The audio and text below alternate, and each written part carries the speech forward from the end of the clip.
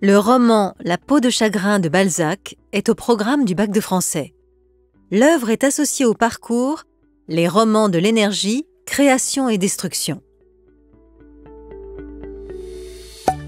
Quelles sont les caractéristiques clés de ce roman? Et que faut-il retenir du parcours associé? C'est ce que nous allons découvrir dans cette carte mentale animée. Commençons par établir la carte d'identité de cette œuvre. Le roman La peau de chagrin est écrit par Balzac en 1831 et fait partie de la comédie humaine. Ce récit fantastique aborde la question existentielle suivante: vaut-il mieux vivre intensément moins longtemps ou moins intensément plus longtemps? Quelle est sa structure? Le récit se compose de 3 parties. Dans la première, le talisman, Raphaël de Valentin fait l'acquisition d'une peau de chagrin chez un antiquaire. Capable d'exaucer tous ses désirs, elle rétrécit à chaque vœu réalisé et écourte d'autant sa vie.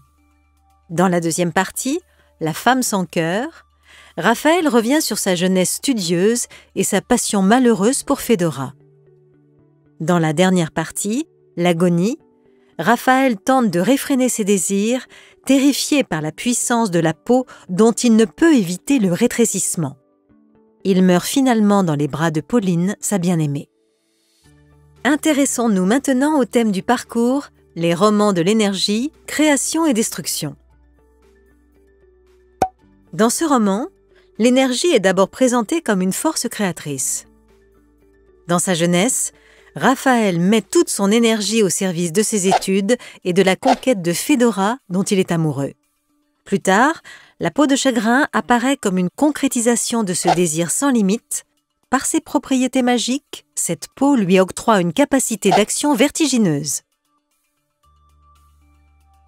Mais l'énergie est ambivalente chez Balzac et peut aussi être destructrice. Raphaël, porté à l'excès, utilise mal son nouveau pouvoir.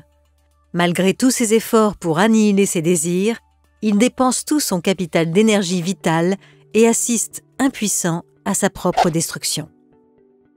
La construction de la carte mentale est terminée. Tu peux la télécharger sur anabac.com. Bonne révision!